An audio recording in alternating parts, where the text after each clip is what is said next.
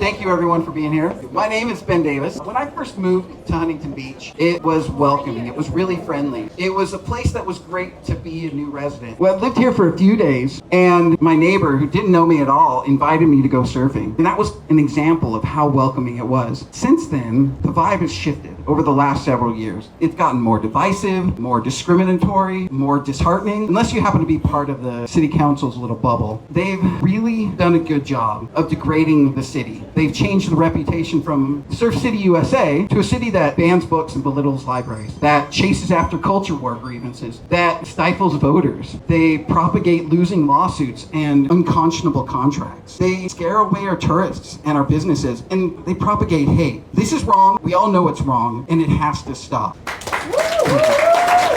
I want to work with a team that will shift the trajectory, to listen to the constituents when they have a concern about a business that, if the law changes, that business could detrimentally hurt their neighborhood. I talked a little bit about hate. I want to share the love. When this city has given me life-changing inspiration and opportunities, and I want to protect that for future generations. I want to do the most good I can for as many people as I can, for as long as I can. The way that I see that happening is getting elected to city council.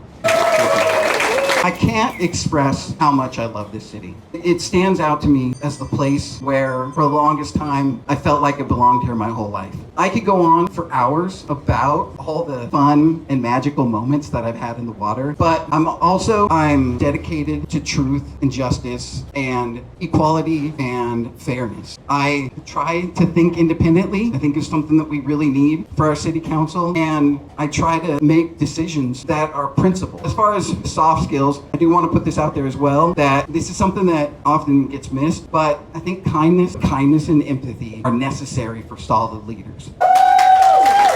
To get into the hard skills, I'm actually a public interest attorney, and I remove barriers to housing and protect civil rights and disability rights. Now, along with that, I've actually got an MBA. I assist with business and development operations. I have an undergrad in biochemistry, so there's a little bit of technical stuff in there as well. And also volunteer with homeless services programs, because we know that there's a lot of people in need out in our streets. The last thing, I also give back to education by coaching a mock trial team. So then, where do we go from here? It's what I'm going to do when we get elected. The first thing, I don't want to say if, because we know it's inevitable, but the first thing I'm going to do is work with Surf City 4 to take whatever steps are necessary to restore the reputation of the city. So much of what we need to be able to thrive going forward, able to bring in more revenue, is based around that. And that goes into the next thing, that is restore that budget. And then there's also, this is the thing that hits me pretty closely, and this is the one that I want to emphasize the most, the lawsuits. I'm trying to keep track of them because we know there's housing, there's the library, there's voting ID and voting districting, and there's also one that came up a while ago that still isn't technically out of the running, which is the gender notice one. The air show? And the air show. The housing mandate, they finally sort of caught on that they needed to do something about that, but I've heard under good authority that it's not compliant. I think that's going to be lingering for a while. The library issue, still going on, still costing this city millions of dollars. It's just one of those lawsuits that is really hurting the budget. Voter ID, technically not out of the running yet, because a while ago said that they were going to take that to the Supreme Court. I haven't seen anything about that, but it's still lingering. And then the one that I think is the most critical at this point, and it's in the mix, it's the voting districting. Because if we want a city that's going to represent the population, we want true democracy, or the closest we can get is we need people that are going to represent the city. And the best way that we can do that right now is for us to have districts. The chances that they get this done before November, highly unlikely, but I said this is the city council. If they got it done in time, because that to me is more important, that they get the districting than it is for my position. But if it's done in time, that could actually technically take me out of the run. And believe me, I'm not going anywhere. Going forward, number one thing for me, once I get onto city council, I'm going to be a civil servant for the #1 city in the world. So thank you Dan.